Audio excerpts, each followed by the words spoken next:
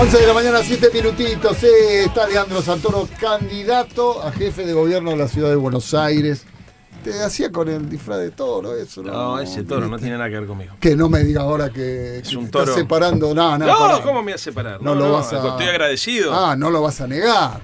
Es un toro que tiene vida propia. El tipo Sí. me quiso apoyar porque coincide con nuestra mirada de la ciudad. Ajá. Y es un toro justiciero. Sí, es cierto. ¿Has visto vos? Ayer vi el spot de las vacantes. De las vacantes. De las vacantes. Se llega ahí, ve el cartelito y... Y aparte, no sabía, tiene un hijo el toro, ¿viste? Tiene un hijo. Sí. Ternero. Un ternerito. Mira vos. Le queda bien la capa, me gustó la capa. La Yo quiero capita una le capa queda como linda, la que sí, tiene Sí, el toro. es por eso te digo que no tengo nada que ver con ese toro. Nada que ver con qué sale, tío. Hablando, perdón, y arranco con esto. Hablando de las vacantes, hoy salió una nota en La Nación dura, ¿eh? 11.000, ¿no? Y digamos, del lado de La Nación, que sería Fuego Amigo. 11.000, ¿no? Bueno, a mí no me extraña. La Nación hace mucho tiempo que le viene pegando al PRO. Y a Jorge Macri en particular, ¿eh? Con el tema de las excepciones al código urbanístico, con el tema de la reconversión del microcentro, que fue uno de los primeros que denunció que se estaban utilizando mal los créditos fiscales para hacer viviendas de lujo y Airbnb. Y ahora con esto que, a ver, vos sos un medio de comunicación, tenés que preservar también parte de la credibilidad, no podés ocultar la verdad. Obvio. Bueno, faltan más de 11.000 vacantes. Y esto lo sabe todo el mundo. Lo que pasa que la red hizo una picardía, que es que hace ya como 5 años que no está dando información oficial. Entonces todo es estimativo. Como le dio tan mal después de que se armó el sistema de inscripción online, decidieron no dar más información. Pero bueno, celebro que los compañeros de La Nación nos ayuden. Ya ahora son compañeros, una cosa de loco. Capaz que por Esmeralda. No. Esmeralda todavía no tiene influencia. Uno de tus eslogans es un chico, una vacante, ¿no? Claramente. Ese es uno, dentro de tu plan de gobierno, ese es uno de los más Es importantes. un escándalo ético, Jorge. Sí, claro. 16 años de gestión, ¿no pudieron resolver la vacante de educación inicial y primaria? Déjame hinchar las pelotas, Jorge. ¿Y eso por qué no? Y, a ver, una ciudad falta de como... voluntad, no se quiere. Ellos tomaron la decisión de disminuir 1 punto por año el presupuesto de educación. Y esto es así. Por más que digan que no, te podés meter en chequedo.com. La última vez que lo volvieron a chequear fue cuando Facundo Manes lo dijo.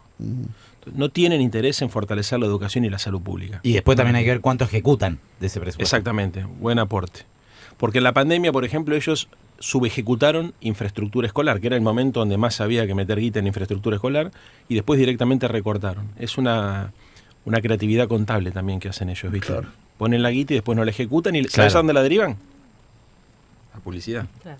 Entonces Se yo sobreejecuta. después te digo, no, yo puse un presupuesto en educación de... Sí, pero ¿cuánto ejecutaste, amigo? Claro. Así es, tal cual.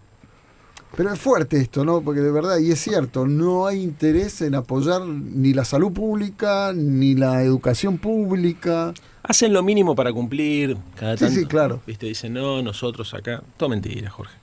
Llama al 147, pedí turno. No. ¿Qué lo haga la gente ahora? A ver, para cuando decís que tenés que... Viste que a los 50 años después te tenés que hacer la colonoscopía. Sí. Muy bien. Alguno que tenga 50 años que quiera hacérselo en la ciudad, llame a ver si se lo dan. No hay. ¿Me entendés? Pero aparte no hay. La aparatología se utiliza solamente para las situaciones de emergencia. Yo estuve la semana pasada con médicos municipales. Me junté con la organización de médicos municipales que en su gran mayoría lo habían apoyado a Martín Lustó.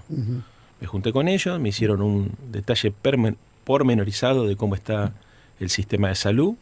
Cada uno de los médicos que pedía la palabra te contaba cosas que era para ponerte a llorar. Y estaban de todos los hospitales de la ciudad, de todas las especialidades. Porque uno tiene la idea de que los hospitales públicos de la ciudad son realmente muy buenos. Sí.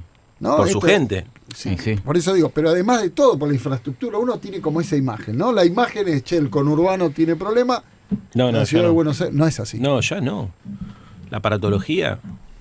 No me quiero poner a hablar en detalle de lo que no sé, porque sí tengo claro la radiografía, usando la metáfora, pero tengo claro la radiografía del sistema porque hablo todo el tiempo con ellos, con enfermeras, enfermeros, y bueno, los médicos municipales me hicieron un pormenorizado informe sobre cómo estaba la situación, y hay cosas que, desde que disminuyeron la cantidad de camas de internación, pasando porque hay lugares donde es imposible hacer cualquier estudio serio. Pero a ver, fundamentalmente lo que no tiene el gobierno, y el PRO me parece a mí, es la sensación de que más allá de dónde están sus votantes o qué tipo de servicios utilizan sus votantes, tiene un deber ético con la sociedad. ellos saben que la mayoría de sus votantes no son usuarios ni del sistema de salud ni del sistema de educación público.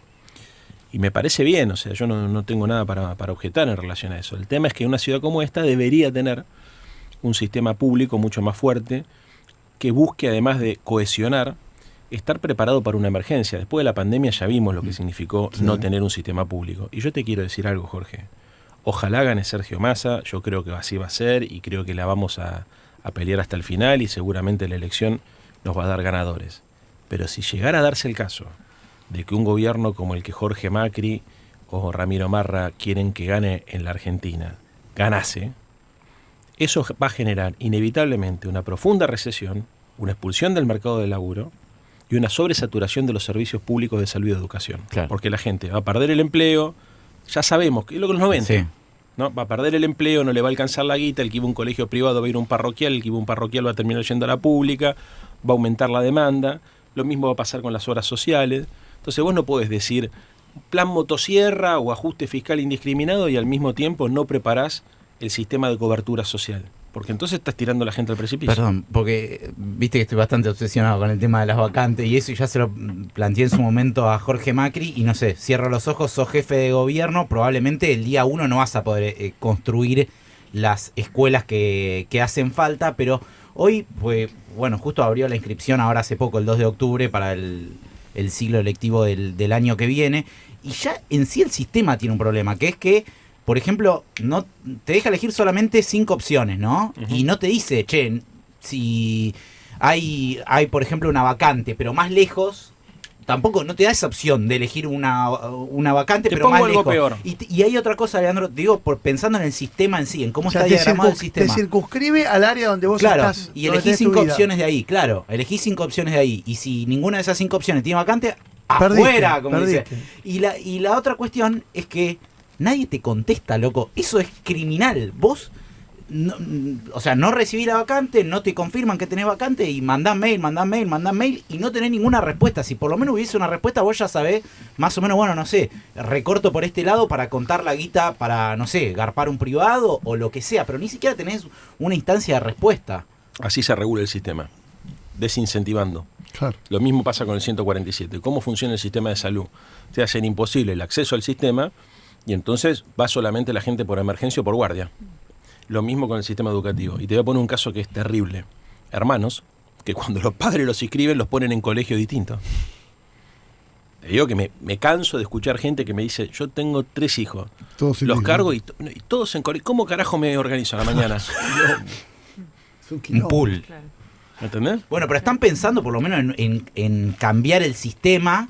Digo, obvio, porque tiene que haber por lo menos un primer paso de eso, más allá de que después me imagino va a llevar tiempo. Pero ¿cómo se pasa? Infraestructura que haga falta. ¿Cómo pasas de este sistema donde perverso, donde 2 hermanos pueden ir a 2 colegios distintos, donde no te atienden, donde te dan unas ¿Vos opciones? lo viste a Larreta preocupado alguna vez por este tema? No. Este es el punto, ¿me entendés? Pero Hay ahora- pero desde por- tecnológicas hasta Pero administrativas. ¿cómo vas a hacer? ¿Cómo se hace? ¿Ya sabes cómo se hace para lograr eso de un chico, una vacante? Se puede, digo. Sí, primero, a ver, nosotros la principal demanda la tenemos en educación inicial. Ajá. Y eso que no estamos cumpliendo con la Constitución. ¿Por Porque qué? la ciudad, y porque te obliga la Constitución a brindar desde los 45 días. Claro. Gratuidad, etcétera, Y no. etcétera. Y después hay una interpretación del Tribunal Superior que dice que no, desde los 4 años. Bueno, toda una discusión que es para finalmente dejar de invertir. Esa es la realidad. Yo creo que hay que hacer una fuerte inversión en 100 escuelas infantiles. Quien no entienda que la educación inicial es la clave del sistema, porque es la base. Ujú. ¿Viste? Hoy se está hablando mucho de que los pibes tienen que aprender a leer y leer de manera fluida hasta 3er grado. Que esos 3 primeros años son claves porque después condicionan el aprendizaje del resto de las materias. Es como un consenso que están todos los pedagogos y educadores están llegando. Yo creo que hay que ir mucho más atrás. Y más si querés construir una sociedad igualitaria donde los pibes de familias más humildes tengan las mismas oportunidades que los que pueden tener tus hijas o las mías. Mirá, la línea de largada hoy está muy vinculada con cómo un niño chiquitito se nutre, recibe estímulos, afectos y va adquiriendo habilidades blandas para poder después adquirir habilidades duras. ¿Mm? Entonces, la educación inicial es la clave. Yo no hablo ni de guarderías ni de jardín infante, hablo de escuelas infantiles. ¿Mm? Esto es vincular el sistema de cuidados al sistema educativo, como hacen todos los países del mundo. Si vos haces esto, podés romper el círculo vicioso que se da hoy entre rendimiento escolar y origen social. Jorge, claro, el famoso terrible. igualador social que es la escuela Claro. depende de eso. El rendimiento escolar tiene una determinante, que es el origen social. Claro. No significa que no haya pibes que tengan buena familia y que sin embargo, poder adquisitivo y que sin embargo la pifien. También. Porque el origen social no es solamente el socioeconómico, es el ambiental, si querés, ¿no? Obvio. Mamá, papá está, me dan bola, no me dan bola, etcétera. O sea, vos etcétera. básicamente estás hablando de garantizar... Educación inicial, lo primero. Educación inicial, concretamente, ¿qué es? Escuelas infantiles De un año, institucional- 2 años, desde 3 los 45 años, días. Desde los 45 días. A ver, primero porque hay mucha gente que tiene que laburar y no tiene donde dejar los pibes, y eso siempre sobre quién recae, sobre las compañeras. Sí. Siempre. Siempre. Entonces, compañeras, madres y hermanas. Ujú. Chiquito, el que me está, compañero amigo mío de toda la vida, falleció su mamá, ayer me estaba contando, o sea, ¿quién lo crió cuando falleció su mamá? Su hermana, 12 años. Claro. Sí, se da mucho. Es el caso, te digo, es uno de mis mejores amigos, ¿no? Sí, sí. Pero le pasa mucho, así, y muchas chicas, y en la ciudad de Buenos Aires, obvio que esto también pasa, porque muchas veces, viste, los porteños pensamos que hay cosas que le pasan a los que viven del otro lado de la General Paz. Claro. No. Pero una escuela, digo, en un concepto mucho más integral que solamente la educación académica, requiere de un desayuno, tal vez de una merienda, de un almuerzo, de actividades extraescolares, ¿no es cierto? Actividades culturales. Bueno, después viene el tema de la doble jornada. Claro. 7 de cada 10 en el norte de la ciudad, de Rivadavia para el norte, van a doble jornada. 3 de cada 10 de Rivadavia para el sur. A ver, explícame cómo después de 16 años no pudiste resolver eso. Pasa que el sur para el PRO llegaba hasta Parque Patricio. O sea, la parte de atrás Bueno, de... viste que ayer Jorge Macri Sí. hizo toda una salvedad refiriéndose al sur que representan Boca Barracas y al otro sur, Soldati que es y el todo. tema de Soldati y todo. Ahora, es evidente que esa mirada no terminó de ponerla, porque hicieron desarrollos inmobiliarios, favorecieron en ese aspecto a varios negocios, pero no terminaron de resolver los problemas centrales que tiene la sociedad que vive en esa zona de la ciudad. No, yo vivo ahí, vivo en Boedo. Sí, sí. Claro. 25 cuadras para el sur de Rivadavia. Y se nota. Y eso que Boedo, y cagate de risa, a medida que te vas alejando, Pompeya 3 o y más 4 allá de la cuadras, inundación. se va poniendo peor. Sí. Por ejemplo, mi barrio, con todas las dificultades que tiene, no es un barrio inseguro. Punto a favor de la reta. Sí. O sea, yo puedo caminar tranquilo. También que se está haciendo como un polo gastronómico en Boedo, ¿viste? Pero hay mucha ayuda, hay mucha policía, está laburando bien ahí.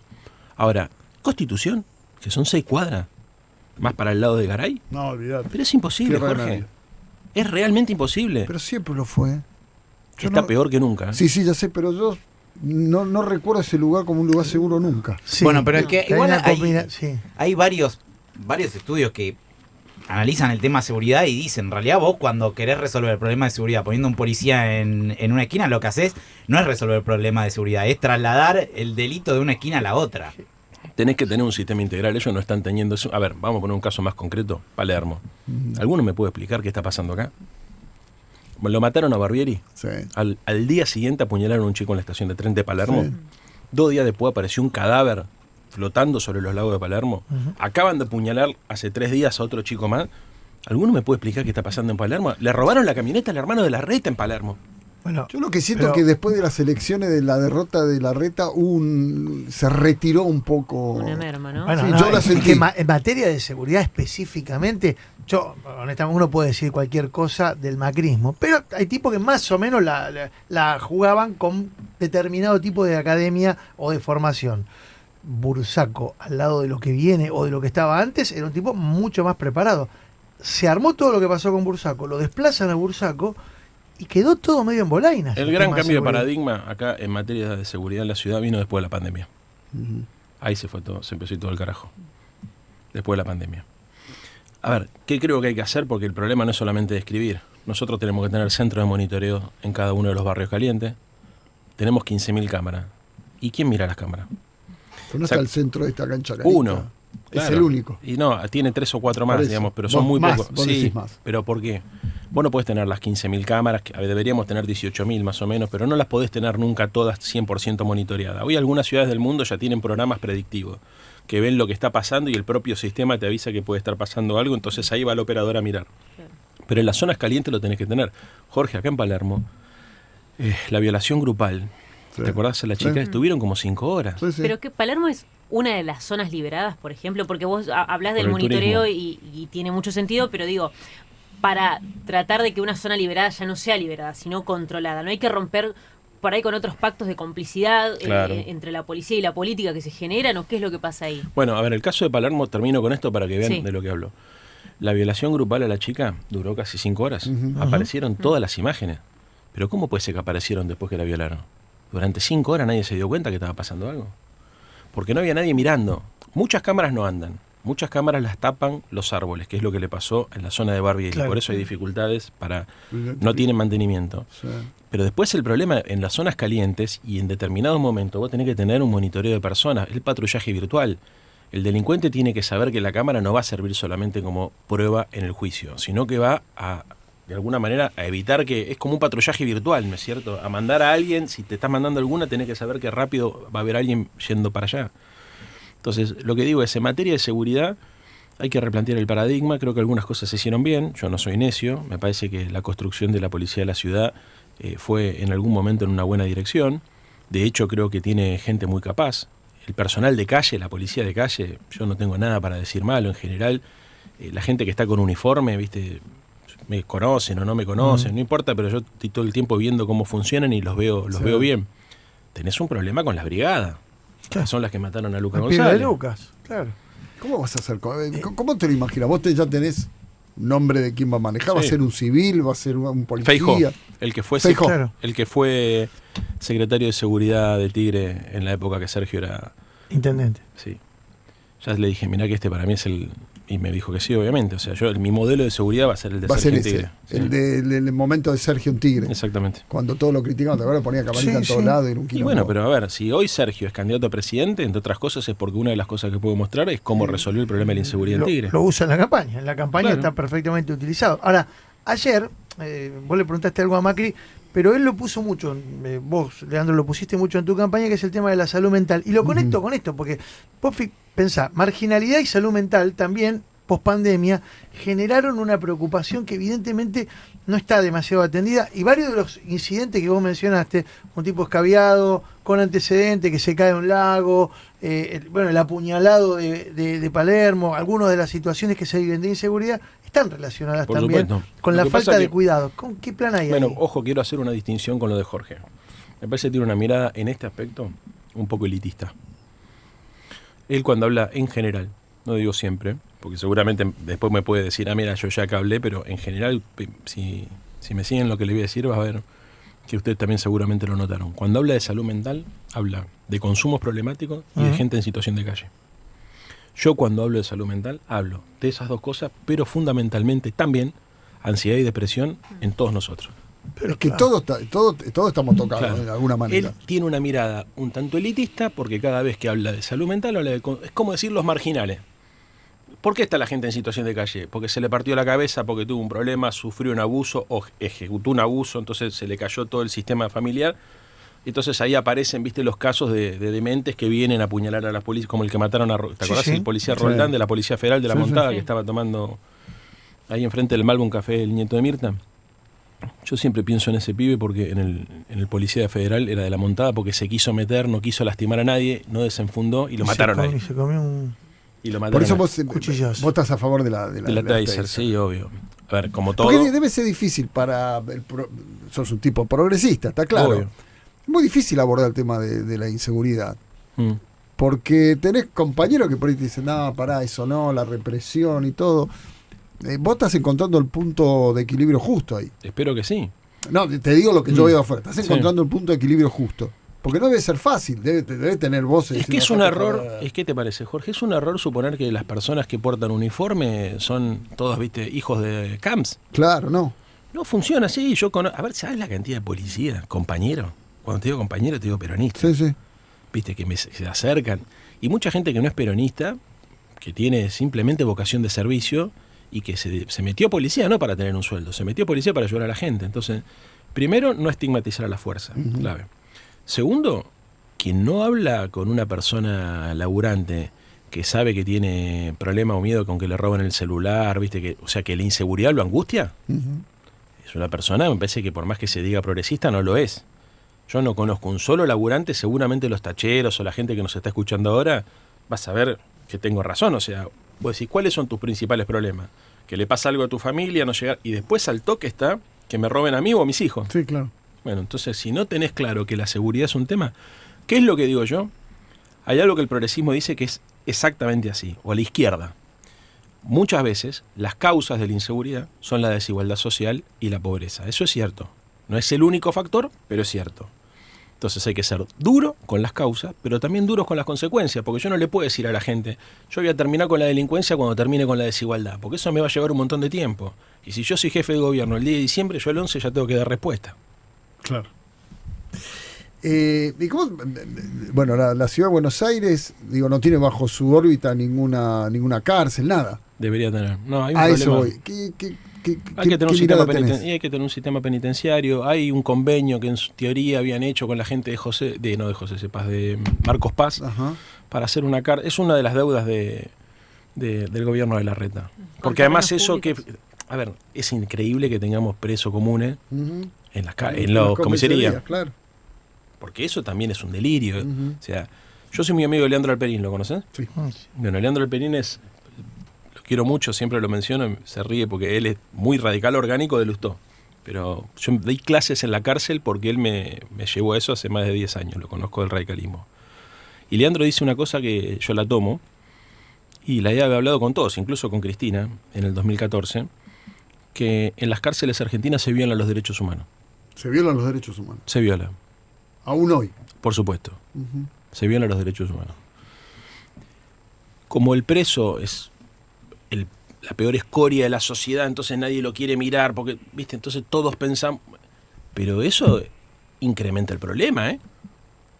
Ojo, las cárceles, dice la Constitución, que no son para el castigo del reo, son para resocialización. Ujú.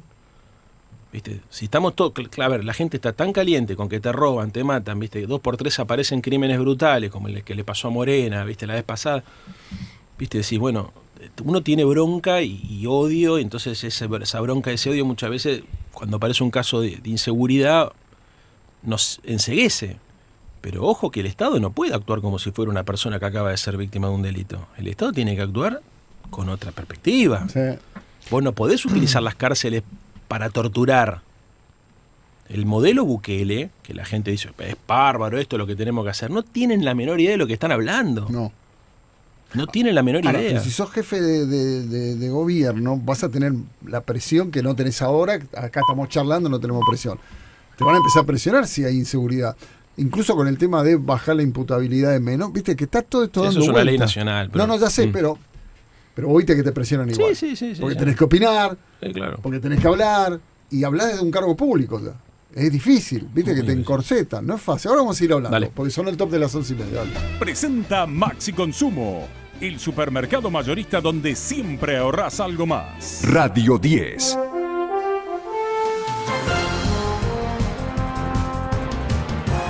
Siempre noticias. Es la hora 11, 30 minutos en todo el país. En Capital la temperatura 14 grados 2 décimas. Más críticas del oficialismo a Javier Milei. Juliana Di Tulio sostuvo que el candidato libertario se ampara en su condición de diputado, que le dan fueros e impunidad. En el marco del acto donde Sergio Massa presenta su propuesta electoral en materia de salud, la senadora nacional Juliana Di Tulio se refirió a los allanamientos en las cuevas de la City porteña y el récord que alcanzó el dólar. La legisladora responsabilizó al candidato de Libertad Avanza, Javier Milei. Además, pidió escuchar a Sergio Massa cuando advierte sobre los fondos de inversión que especulan con la gente. Si no fuera diputado sería un delito. En el caso de Marra, que se cuide, porque no tiene inmunidad de fueros. Tiene fueros Milei. Milei puede decir lo que quiere. Lo amparan sus fueros. Están parados sus fueros. Milei está sentado atrás de sus fueros. Sabe perfectamente que no va a ir detenido, obviamente. ¿Tiene inmunidad? Paula Larruz, Radio 10, Siempre Noticias. Los presidentes de Irán y Siria llaman a árabes y musulmanes a unirse contra Israel. Dijeron que el pueblo palestino está siendo sometido a crímenes y tiene derecho a resistir para defender su causa legítima y recuperar sus derechos. Irán, que apoya a Hamas, celebró el sábado el ataque contra Israel, aunque insiste en que no estuvo involucrado en él. La Justicia anuló el decreto de Macri que permitía blanquear activos de familiares de funcionarios. La demanda fue iniciada por la Asociación Civil AJUS y por los diputados nacionales Rodolfo Tailade, Juliana Di Tulio y Diana Conti. El decreto en cuestión habilitó a parientes de funcionarios públicos para que puedan blanquear activos, aspecto que se encontraba expresamente vedado por la Ley 27.260 que creó el régimen de sinceramiento fiscal. Tránsito. Atención automovilistas, se había registrado un incidente en Panamericana kilómetro 31, el paso ya quedó habilitado allí en el lugar, reitero, sobre la Panamericana tras este incidente sentido a Capital. Pero continúan las demoras por el choque múltiple en el ramal Pilar, kilómetro 35, mano a provincia, donde habían chocado 4 vehículos y uno había volcado. Más adelante también hay una zona de obras y esto está generando marcha bastante lenta allí en el sector. Una circulación que muestra algunos retrasos en autopista del oeste en dirección a Luján. Allí la circulación quedó habilitada luego de un choque también de 2 camionetas en el kilómetro 43-100. En cuanto a la General Paz, el tránsito sigue siendo muy intenso y se cargan las principales arterias porteñas, trenes y subtes sin cancelaciones. Central de Tránsito 710, Cristian Romero. 14 grados 3 décimas la temperatura en Buenos Aires, humedad 42%. Continúa informado en radio10.com.ar. Radio 10, siempre noticias. Maxi Consumo es el supermercado mayorista que elegís y confías. Siempre trabajamos para darte lo mejor. Atención personalizada, el mejor surtido y variedad con todos los medios de pago. Maxi Consumo crece en todo el país, siempre junto a vos. Con la línea Movistar Prepago te subís a los mejores beneficios por mucho menos. Porque con tu primera recarga de 400 pesos tenés 4 GB por 30 días, más crédito de regalo y WhatsApp gratis para usar donde y como quieras. Subite vos también a la línea Movistar Prepago. Pedí tu chip que viene con todo. Movistar. Promo del 9 del 10 al 19 del 11 del 2023. Más info movistar.com.ar/legales para promociones ¡alta bienvenida! Marolio le da sabor a tu vida. Marolio está desde el comienzo del día. Mate y café, harina y palmitos, yerba, mermeladas, cacao picadillo. Mate y caballa, arroz y arvejas, sardinas y atún.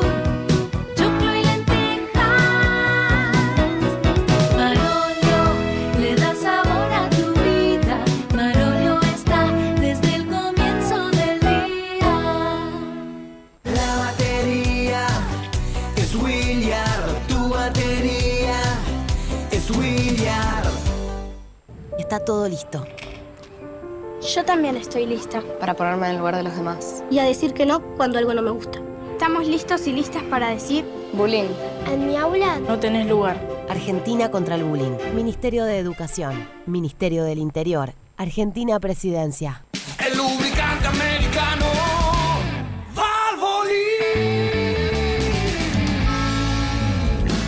Ma, ¿comemos patitas?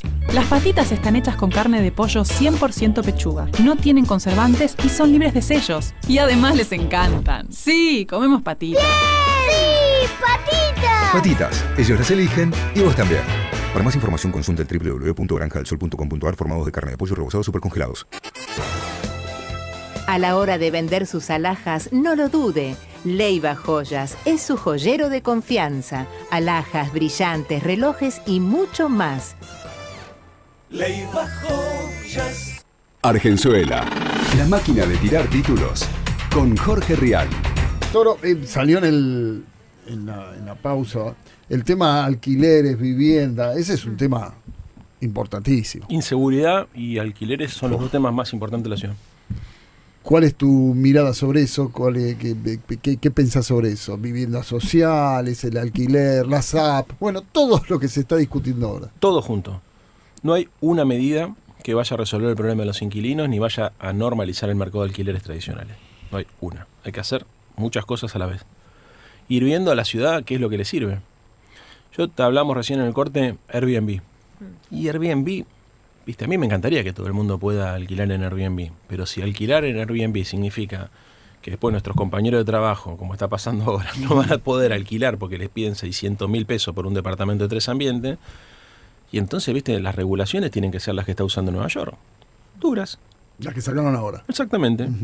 Si mañana se normaliza el mercado tradicional de alquileres, y bueno, entonces ahí podés ir abriendo un poquito más el mercado de Airbnb, favoreciendo a los pequeños propietarios y no a los multipropietarios. Pero la plataforma surge, en realidad, como la posibilidad de alquilar habitaciones libres. Después pasan a alquilar departamentos y ahora ya estamos en edificios de Airbnb. Todo eso que es muy rentable para el capital privado e incluso para los pequeños propietarios, de alguna manera distorsiona el mercado tradicional de alquileres, ¿viste? Entonces, de alguna manera distorsiona el mercado de alquileres. Esa distorsión del mercado de alquileres tradicional está produciendo que se dolarice porque se utiliza el Airbnb como precio de referencia en los barrios. Entonces, ahora, mañana regulamos Airbnb y le ponemos una regulación dura. ¿Resolvimos el problema de los alquileres? No. Son muchas cosas que hay que hacer, no solamente una. Lo que pasa es que Larreta, en la ciudad de Buenos Aires, y el PRO, en la ciudad de Buenos Aires, y Jorge Macri, en Vicente López, los últimos 15 años hicieron todo lo contrario, Jorge. Dejaron que la construcción sea solamente para reserva de valor. Hay un modelo de especulación inmobiliaria. Se construye para tener departamento vacío. Gente que tiene pesos no tiene posibilidad de comprar dólares, entonces compra ladrillo. Y Buenos Aires se transformó en un banco. Recién contábamos un informe de la Auditoría General de la Nación que planteaba que de la Agencia Administradora de Bienes del Estado, digamos, no dedicó ningún bien del Estado, ningún terreno del Estado para políticas como el Procrear o políticas habitacionales, digamos. El informe de la AGN, que obviamente yo también leí, me lo mandó Massa hoy a la mañana, ayer a la madrugada me lo mandó, tipo laburo a las 24 horas. Después te manda el abracito de San Lorenzo. Sí. Estás muy amigo de Massa, por lo que veo. No sé si soy tan amigo, pero tengo estás aprecio. pero estás muy cercano, digo. Bueno, sí, a ver, es así Sergio igual, ¿viste? Te manda cuando tiene algo, te manda a la madrugada. Bueno, la laburo a las 24 horas. Bueno, me mandó el informe de la AGN. Una de las cosas que surge de ese informe de la AGN es la venta de tierras del Estado, que el Estado durante la época de Mauricio le pasa a Larreta. Tienen 2 o 3 irregularidades que son bastante interesantes. La primera es que las tasaciones están por debajo de los precios del mercado, por lo menos en el 50% de las propiedades que se vendieron. Segundo, que la subasta es discutible porque había pocos oferentes. Claro. Y tercero, que es lo que te da la pauta de que estaba todo armado, cuando ves quiénes son los que compraron la tierra pública del Estado, son los amigos de Macri. Siempre lo mismo. Arribas, Niki Caputo, la gente de Techín, ¿viste? Es una cosa increíble. O sea, cuando Macri era presidente, le transfirió bienes del Estado Nacional a la ciudad y la ciudad se ocupó de tasarlos y de venderlos. Y lo compraron los amigos de ellos. Se me ríen las medias, muchachos. Por eso es importante construir una alternativa al gobierno del PRO y a Jorge Macri en particular. Porque si no, es poner al zorro a cuidar el gallinero. ¿Cómo vas a hacer para desarmar ese negocio? Hay un negocio que ya está planteado. Muy sencillo. Primero auditando. De entrada, rápido, yo le voy a pedir a la Universidad de Buenos Aires, contrataremos a la Universidad de Buenos Aires para que haga una auditoría y que sea bien transparente todo, que muestre los números. Y en segundo lugar, se termina la venta de tierra pública. Se termina. Como se termina la venta de inmuebles. Yo no voy a vender Costa Salguero para hacer un barrio de lujo como quieren hacer estos tipos. No lo voy a hacer un parque público. Y el edificio El Plata que lo vendieron, te lo pongo para que se quede como ejemplo. Edificios gigantes de la ciudad que los vende para ganar. El 9 de julio. Sí. Donde estaba antes ibas a pagar. Que ahora lo tiene Elstein, lo tiene. Claro, Irsa. A ver, van a ser edificios de Airbnb. Sí. Entonces, ¿por qué no lo hicimos nosotros desde la ciudad? Yo ahí hubiese hecho una villa de estudiantes universitarios. ¿Quieren hablar de meritocracia?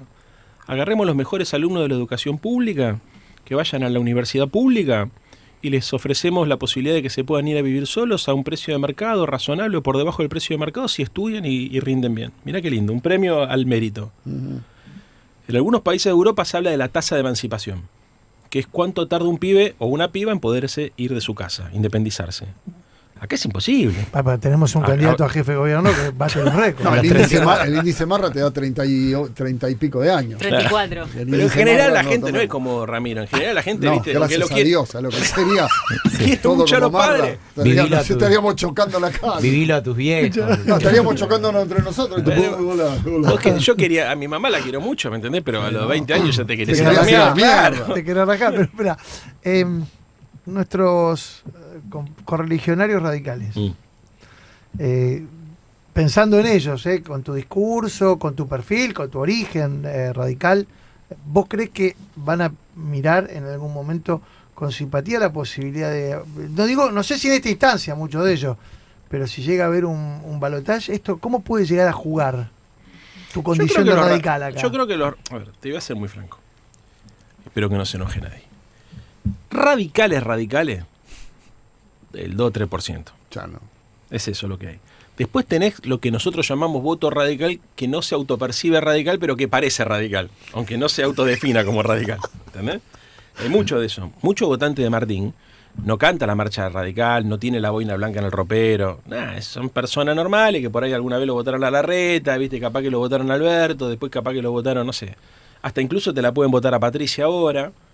Es un electorado que comparte un universo de valores. Bueno, a ese electorado es al que yo le estoy tratando de hablar de manera más directa, y es al que le pido a la gente que está escuchando la radio que me ayude, a los tacheros, a toda la gente que habla con estas personas que no son orgánicas ni del radicalismo ni del PRO, pero que son votantes de Juntos por el Cambio, desde hace muchos años, para que a ver, primero que los nuestros se den cuenta que hay que tratarlos bien y no enojarse. Muy importante. Y segundo, el esfuerzo es para tratar de mostrarles que hay una alternativa para construir una ciudad progresista. O sea, yo sé que a mucha gente que hace muchos años que vota amarillo le cuesta votar celeste. Se da una cosa rara conmigo, que es que yo tengo mucha mejor imagen que intención de voto. Si yo tuviese la misma cantidad de votos que imagen ganamos positiva, ganamos en primera vuelta. Bueno, ahora hay que tratar de ayudar a esa gente a que tome la decisión de votar diferente de lo que viene votando en los últimos años, sin que tenga la sensación, viste, de que está haciendo algo malo. Y si para eso no hay que enojarse, hay que respetar a cada uno. Yo creo que la clave es construir un gobierno de coalición. Hay que construir un gobierno de coalición. Yo cuando pase al balotaje le voy a hacer un ofrecimiento concreto al radicalismo. Y lo haría también a la coalición cívica, al Partido Socialista. ¿A Lustó? A todos, sí. ¿Estás hablando con él? No estoy hablando personalmente con él. Digo, con Emiliano. Pero te voy a explicar por qué. Pero no lo estoy haciendo por respeto al radicalismo. Porque el radicalismo es un partido orgánico. Entonces yo, como los conozco bien, porque milité muchos años ahí, sé que ellos están obligados a decir públicamente y probablemente también hacer en privado lo que la lógica de la disciplina partidaria obliga. Si vos participaste de una interna y perdiste, tenés que acompañar. Viste que siempre se dice, hay un error... ¿Balbi?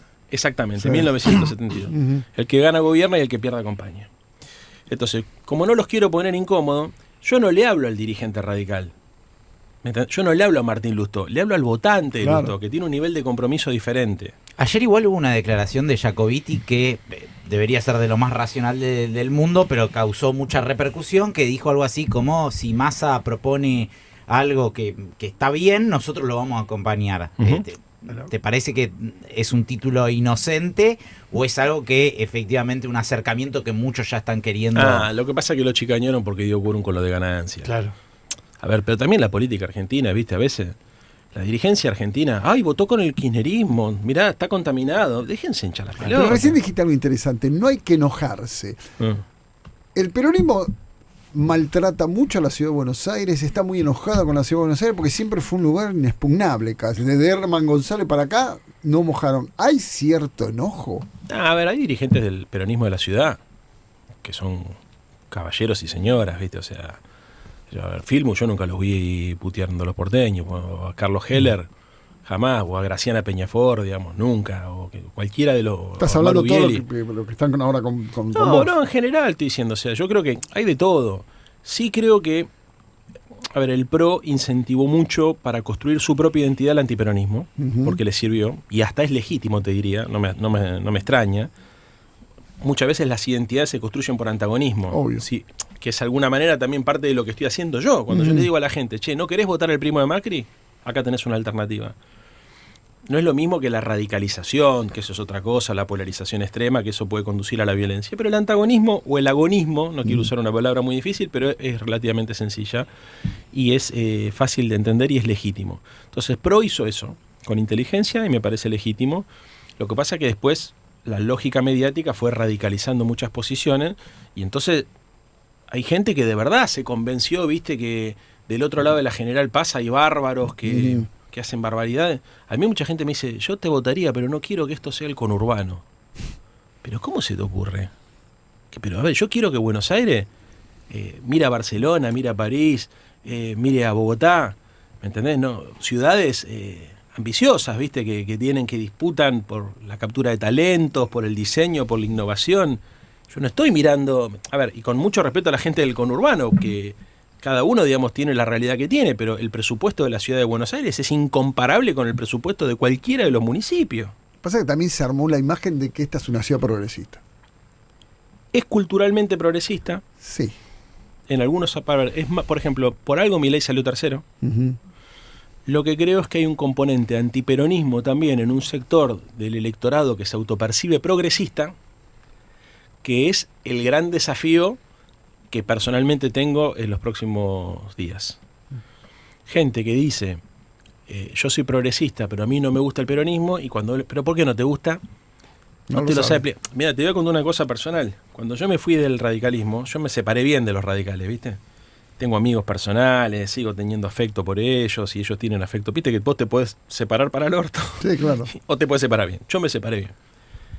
Y cuando me junto a hablar con ellos, ahora ya no, pero las primeras veces que me juntaba a hablar con ellos, respetando mi decisión, lo primero que me preguntaban es, ¿cómo te bancas que te canten la marcha? Yo le decía, pero es una pelotudez lo que me está preguntando. Pero vos no la cantabas igual. No, a veces la canto. Sí, a veces, yo te he visto cantándola. Sí, pero el tema es que la idea, pero me lo preguntan de verdad.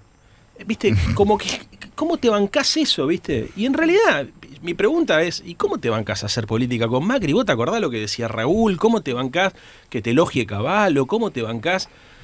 Eso es lo que te tenés que preguntar. Bueno, eso cultural, simbólico, que está más en la gente grande, a los pibes les importa tres. Por eso también creo que el peronismo y el radicalismo son como dos identidades culturales, pero ideológicamente, viste, están en discusión. Menos el peronismo que el radicalismo, porque bueno, Néstor y Cristina le dieron más contenido, pero el radicalismo después de la muerte de Raúl, yo lo miro en el Congreso, Jorge, o sea, hay diputados radicales que están a favor de la dolarización. Y en la ciudad, ¿quién es ese público que viene a romper la lógica peronismo-radicalismo? ¿El pibe que tiene un rap y vota a Milei? ¿Ese es el público? Bueno, ese pibe, seguro. Después hay otros laburantes o intelectuales o de clase media o gente que consume canales de noticias, que los escucha a ustedes. Seguramente va a haber un electorado de Martín. Es este radical que no se autopercibe radical, pero que parece radical, ¿viste? Sí. Que por ahí no está afiliado, pero... No, pero yo hablo de ese votante que rompe con esta lógica que vos marcas votando a Milei. Dice, Sí. no, ¿quién es el pibe de Rappi, por ejemplo, que en la ciudad lo recontra vemos, el laburante informal? ¿Quién es ese que rompe esa lógica establecida en Lo la que ciudad? pasa que ahí yo pondría, no quiero aburrir con esto, pero pondría otra categoría, que es la socioeconómica. Porque, a ver, uno dice, ¿cómo se constituye la sociedad? A veces uno dice, bueno, votantes del radicalismo, votantes del peronismo, pero a veces decís trabajadores informales, trabajadores formales, trabajadores en relación de dependencia, pequeños empresarios, grandes empresarios. Viste que son como categorías distintas para analizar lo mismo. Yo creo que la estructura económica y productiva del país cambió mucho, que apareció el trabajador informal. El trabajador informal no está interpelado por el discurso de la CGT. Es un trabajador que no le significa nada la palabra derechos. Claro. Nosotros hablamos de una Argentina, por ejemplo, yo lo miraba ayer el cartel de Axel que dice derecho al futuro, que como concepto está bueno, porque asocia la palabra derechos a futuro, pero estos trabajadores informales no saben lo que es un derecho, o no les calienta lo que es o no creen, más que no saben. No creen en los derechos, creen en las libertades, te dicen, yo no quiero jubilación, no quiero aporte, no quiero indemnización, quiero que no me rompa las pelotas. Claro. A ver, hay tipos de Rappi o de Uber que pueden estar haciendo 300 lucas por mes, 350 lucas por mes, que cobran más en mano de lo que puede cobrar un laburante formal. Por más que el laburante formal tenga obra social y tenga, no sé, aguinaldo, bueno, y tenga jubilación. Pero la lógica más inmediata y cortoplacista de la realidad te lleva a que la mayoría de los trabajadores de plataforma en el mundo, Uber, Rappi, sean de derecha. Sí. Es cierto. Para mí ahí hay ni siquiera es que son de derecha. No, son de derecha, aunque no sepan. No, de porque derecha. Cristina piensa como vos. Leandro. Cristina dice, la sociedad no se derechizó. Yo en esto pienso distinto. Yo creo que sí. No hace falta definirse de determinada manera. Más allá de que yo hoy veo que mucha gente se define de esa manera. Se define de derecha. Yo cuando empezaba la facultad no había nada. O sea, a los de derecha se llamaban de centro. Bueno, Alzogaray era Unión de Centro Democrático. Era mala palabra decir derecha. El laburo de Milei fue un laburo de resignificar el concepto de derecha, y ahí creo que hubo un error de parte nuestra, de radicalizar muchas de nuestras banderas, que llevó a que lo que nosotros pensábamos que era bueno su negativo se transformara en algo bueno. Por ejemplo, ellos son antifeministas. Cuando vos arrancaste, Jorge, con el tema del pañuelo verde, que fuiste, siempre te lo reconozco, fuiste uno de los primeros que arrancó con eso, a nadie se le ocurría definirse antifeminista. Podías no ser feminista, pero antifeminista. Ahora son antifeminista, antiambientalista, antiigualitarista. Todas esas definiciones encajan con un paradigma, por más que algunos voten eso y no sean eso. ¿Se entiende? Yo sé que tienen muchos votos. De hecho, yo, si entro al balotaje, como espero entrar, después voy a ir a hablar con el electorado de Marra.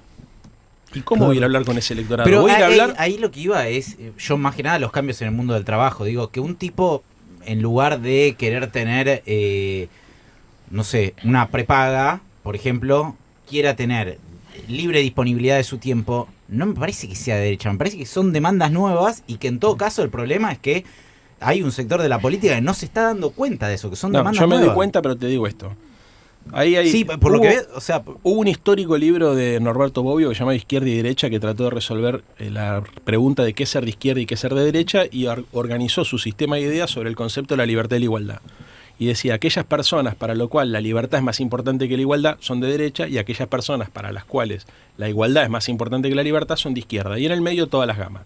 Hoy en la Argentina y en el mundo hay dos categorías que me parece que las tenemos que entender porque son las que explican el comportamiento electoral y muchos comportamientos, que son el individualismo y el mercantilismo. O sea, hoy hay muchos pibes que piensan que la solución pasa exclusivamente por la tecnología y el mercado. Y son profundamente individualistas. Por ejemplo, los de plataforma, ¿no? Son realidades obviamente que están condicionadas o sobredeterminadas por la estructura económica, pero eso también tiene un efecto sobre la subjetividad, que en mi concepción de la política te ubica en la derecha. Si vos sos profundamente individualista, no algo individualista, sino hiperindividualista, y si vos pensás que las únicas soluciones legítimas son las de mercado, y estás a la derecha. Pero también pasa que muchos de los pibes, yo lo veo, mi grupo de amigos son los pibes de Munro con los que jugué a la pelota toda la vida, esos son mis amigos. Y muchos, pero muchos, la gran mayoría, dejaron laburos formales para irse a laburar en economía de plataformas. ¿Por qué? Porque ganaba más plata. Obvio. Y mira, bueno, justo desde Vicente López, hay uno, por ejemplo, Vicente López, municipio más rico de Latinoamérica. 15 años laburando en el municipio de Vicente López, renunció, se compró un Fiat Palio, perdón, no quería ser el chico, pero se compró un autito y... Te digo lo último en relación a esto. Se fue a laburar con Uber y gana más plata. Porque yo cuando vengo y tengo tiempo de hablar trato de aportar conceptualmente. Estoy haciendo, Weber utilizaba un concepto que es tipos ideales. ¿Qué son los tipos ideales? Son como definiciones genéricas que no es que existen en el mundo de la realidad, pero te sirven para orientar la cabeza. Yo estoy haciendo un tipo ideal, estoy construyendo como un modelo. ¿Para qué? Para tratar de interpretar una realidad que es compleja. Obviamente que hay rapi que son de izquierda, obviamente que hay rapi que no son nada, obviamente hay votantes de Milei que no les importa, que no se sentirían cómodos con la definición que yo estoy dando, pero que sin embargo lo votan. De hecho, creo que hay gente que va a votar a Marra en esta posibilidad y en la que viene me va a votar a mí porque le va a pesar más el criterio cambio-continuidad. Hay mucha gente que quiere cambiar. Cagate de risa con lo que te voy a decir. Yo comparto voto con Milei. Lo tengo estudiado en los cuales y esto. Hay gente, no mucho, pero hay gente que dice, a mí me gusta Santoro y me gusta Milei. ¿Por qué pasa esto? Y porque parecen diferentes, por motivos distintos.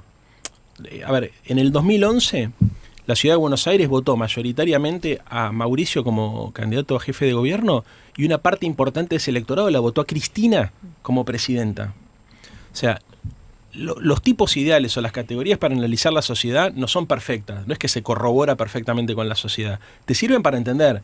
Yo creo que el progresismo tiene que entender que hay algunas cosas que cambiaron, que la lógica del siglo XX no opera más en el siglo XXI. También creo, y esto te lo digo a vos como advertencia, ojo, porque hay muchos tipos que empiezan a decir como la tecnología y el mercado cambió y la subjetividad, entreguemos algunas banderas. Tampoco creo que sea correcto. Tampoco, si la gente quiere esto, entonces bancátela. No estoy diciendo eso. Yo digo todo lo contrario. El problema no lo tenemos en la economía de plataforma. El problema lo tenemos en los salarios del empleo formal. Un tipo que laburó 15 años en empleo municipal y anda a ver lo que son los salarios municipales. Eso es cierto, pero también hay un problema que para mí no estamos viendo, que es en la subjetividad. Che, ¿puedo bajar el...? Me gusta esto porque se me va y lo importante. Vamos a los números fríos. ¿Qué números te están llegando a vos? No, yo creo que debo estar un poquito menos, no sé, entre 25 y 30 puntos.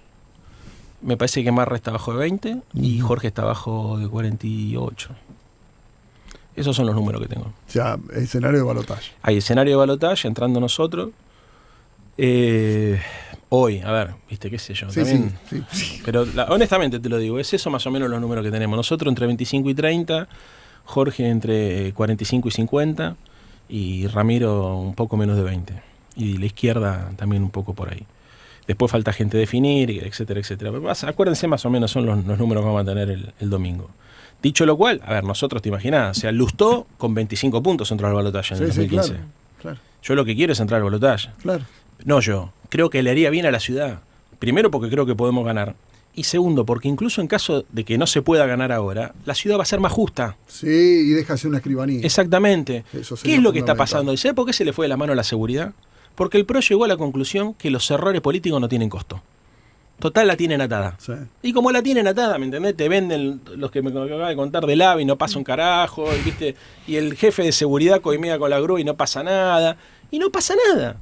Entonces yo le pido a la gente también que entiendan la utilidad ética y táctica de votarnos a nosotros. Ética porque tenemos un modelo de ciudad más justo y más humano, pero táctica también porque incluso si se llegara a dar el caso de que no podemos ganar en esta, la ciudad va a ser más justa y los tipos que gobiernen, de la misma manera que nos pasaría a nosotros. Si yo soy mañana jefe de gobierno, voy a tener perfectamente claro que voy a tener uno que me va a estar soplando la nuca, que me va a querer reemplazar, porque hay una fuerza armada. Pero ¿te parece que, o sea, hoy en día no sigue sin pasar nada? Porque digo, Horacio Rodríguez Larreta, jefe de gobierno porteño, con todo lo que vos estás diciendo, era como, bueno, no pasa nada, sacó 10 puntos en las elecciones PASO para candidato a presidente. Digo, ¿crees que hoy la gente no pasa ninguna factura política? Pareciera ser En la distinta, ciudad no, tal porque, vez. a ver, si yo te digo que, a ver, las encuestas lo dan primero al candidato del PRO y faltan 25.000 vacantes, no hay política para los inquilinos, el jefe de la policía de la ciudad está investigado por encubrimiento del asesinato de Luca González, viste, nadie sabe, hablan de cosas. Sí, no, en la ciudad, no sé si esto a nivel nacional se corrobora, pero en la ciudad ellos construyeron la idea de que son los únicos que pueden gobernar. Y tienen un sector de la sociedad que te dice, a mí hay muchas cosas que no me gustan, pero no veo tampoco una alternativa. ¿Qué es lo que hicimos nosotros? Hace 2 años, laburar una alternativa programática, conceptual, y ahora lo que necesito es que la gente que está escuchando este programa me ayude a traer voto independiente y gente que no fue a votar. Eso es lo que quería. Leandro, gracias por venir. Muy interesante todo. 12 del mediodía, vamos. Radio 10.